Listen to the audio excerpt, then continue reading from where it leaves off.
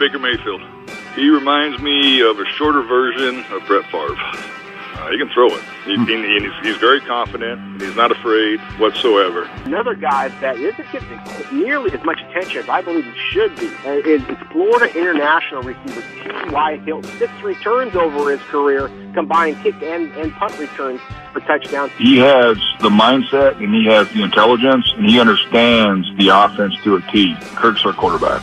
We could have done a deal right then and got it for long term and been a slam dunk. Sam is a good football player. The problem is he's not a great football player, and that's so we're bringing so much attention to a guy that, frankly, is a day 3 prospect. And now, the Instinctive Scouting Podcast, featuring 2-time NFL General Manager Scot McCloughan and NFLDraftScout.com Senior Analyst Rob Rang. Hi, and welcome to the Instinctive Scouting Podcast, starring 2-time NFL General Manager Scot McCloughan and myself, Rob Rang, Senior Analyst for NFLDraftScout.com. Much of today's show is going to focus on the underclassmen considering early entry into the 2019 NFL Draft and the often discussed but rarely understood process that is the league's underclassmen declaration policy. And then a little later, we're going to talk specifically about 2 of the more intriguing underclassmen potentially available this year at the quarterback position, as well as take a look back at the surprising Heisman Trophy selection and break down the linebacker position, one that I think is every bit as important as any other defensive position in today's modern era of football.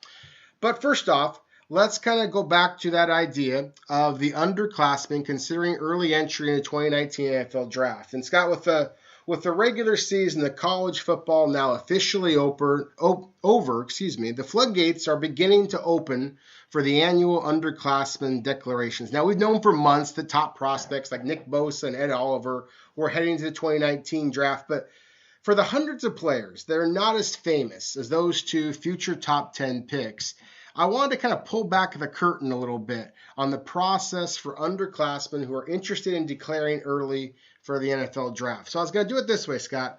If pretend for a moment that I am an underclassmen player who believes that I have a legitimate shot at going to the NFL. I don't have an agent. I have, of course, my coaches. What is the process like for me as a player to try to enter the NFL Draft early and get some of that feedback from the underclassmen committee? First of all, it's paperwork with the head coach. Okay. And they filled out paperwork and all that stuff, which as a scout, you already know who they are and what they are.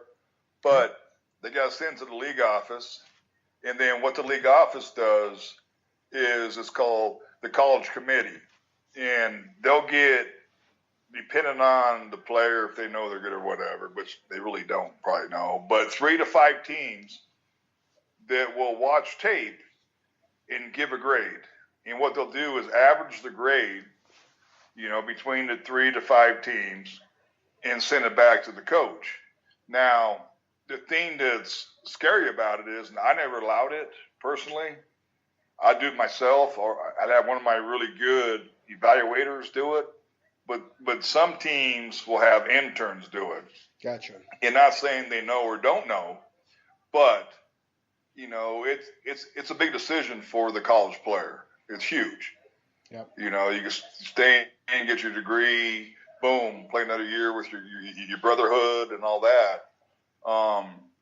But it's the evaluation is the combined grade, and then they go from there.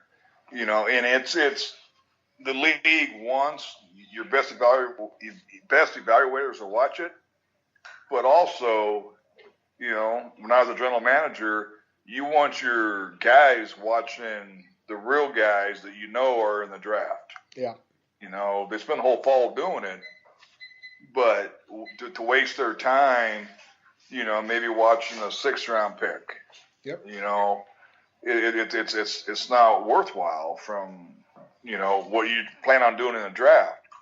But it's a good process. I respect it. I respect the fact that the league has got involved, which has been a while, but got involved in trying to help these kids to say, listen, you're a 5th-round pick. Okay, I'm going to stay in. Maybe be a 3rd-round pick next year.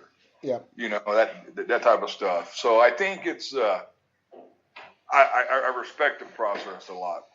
No, and I do as well. I've been doing this long enough to remember when it seemed like every year was kind of a crapshoot, where you'd have these underclassmen come out because, members of the media like myself, or, agents out there, family members out there, they kind of convince these players that they're going to be drafted very early. And then unfortunately you see all these underclassmen come out, they make that huge life decision, and give up all of their college and amateur eligibility, and then make that NFL jump. And then unfortunately you see dozens of players every year that slip out. So that was one of the things that I really wanted to kind of tip the cap to the league.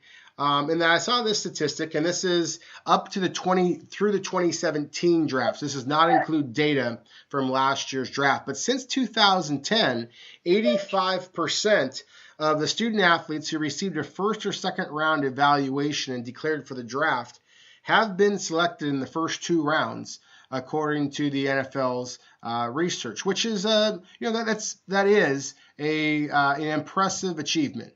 Because obviously that still leaves 15% of underclassmen out there who are making this huge life decision and didn't get drafted as early as they did. But if you have 8 out of 10, you and I talked before, Scott, about just how complicated the whole evaluation process is, and the fact that you do have so many interns and maybe lower level non-decision maker scouts who are making some of these decisions. For 85% of them to be selected that early, I think is a nice move for the league. Can you, kind of going back in time a little bit, do you remember working through this process, not just as a general manager, but when you were working more as a scout? Were you often asked to do some of these evaluations before you became general manager? And then when you became general manager, did you do some of these evaluations yourself? Yeah, I did both.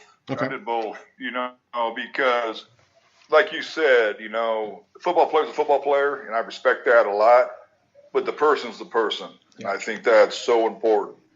And, if all of a sudden an agent's telling a kid you're going in the 2nd round, and all of a sudden I watch 3 games and see a 5th-round guy, then I'd send in a 5th, yeah. And because you want to take care of them, because the NFL's the NFL. 2% of the 15,000 players or whatever is in college football make the NFL and have success in the NFL.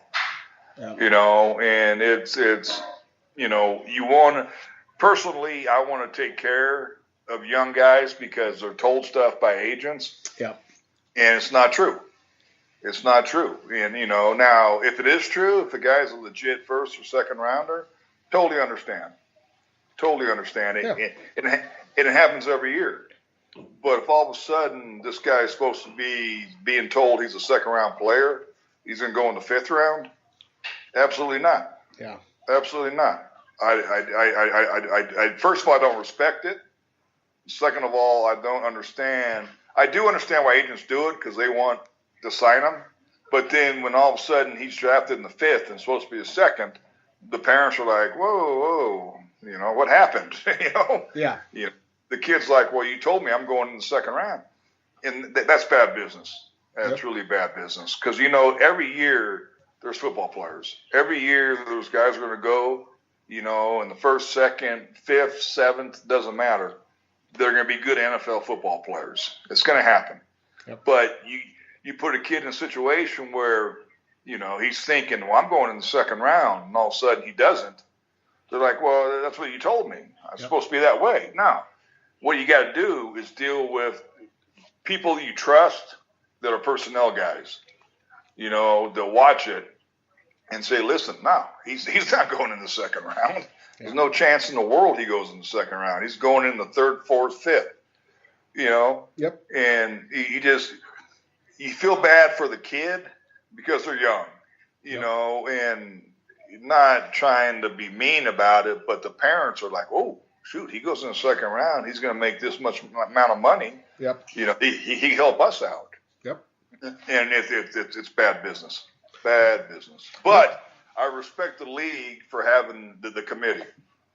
No, as do I, and I agree with you. It is bad business, and it's, unfortunate. That's, kind of call myself out on this a little bit, that I'm a contributor to some of that bad business, and that those of us in the media who get paid to kind of write about rising prospects or falling prospects, and it's one of the nasty little secrets about the business is that often those of us in the media don't really have a good feel for who is actually rising and falling. And oftentimes I'll have a player who I think is worthy of a second round grade, for example.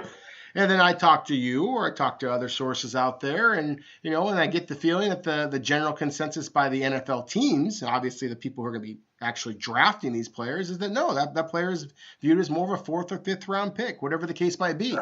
And so therefore, if we drop that player in our rankings based on the feedback that we get, then we get the the emails or the concern from the player, his family, his agents. Why is our player rising or falling? In this case, falling. And so that's one of the things that I just want to make sure that kind of our listeners realize how that process works. That's the whole point. And I also want to kind of mention that there's been, again, I've been doing this long enough to know that in prior years, up to 2014, players were basically given one of 5 grades.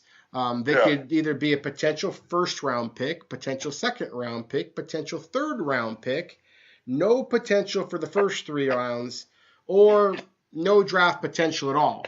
And I really like that they've made it so much simpler with the new ratings: potential 1st, potential 2nd, or neither. And so if you don't get one of those, then certainly you have a chance to go in those first 2 rounds still, and you have a really good chance if you're a legitimate NFL prospect of going somewhere on rounds 3 through 7. But it's just a much more straight forward approach for those players who are a little bit more on the bubble, that there is a real chance that you could give up all your eligibility and go undrafted. And that's the crazy thing, because it seems like every year now, Scott, we see record numbers of these young players giving up their eligibility to try and strike it rich. Yeah, and the thing about it is, Rob, it's I'm with you about the fact that 1 or 2, 3 through 7, every year we see guys end up going, like I said, in the 5th round, 6th round, 7th round, that could have stayed in and improved their stock for the following draft. And I go back to the agents again. They're telling them things, they're telling their families things that aren't true. But I understand why they're doing it, because they want to sign them. Yeah. But I feel bad for kids that come out and thinking, okay, well, I was told I'm a 2nd by my agent. He's he knows. And all of a sudden he goes in the 5th. Yep. And it's just like, no, your talent doesn't show it. Still they're in the NFL. They get a contract. They got to try to make the 53. But I feel bad for them because they don't know any better. Yep. They're young and they think NFL, they think money, the family thinks money, and it's not the truth. Now, if you're a legit stud, heck yeah, Bosa, come out. You're going to go. Yeah. You know what I'm saying? And thing about it is of course he'll go.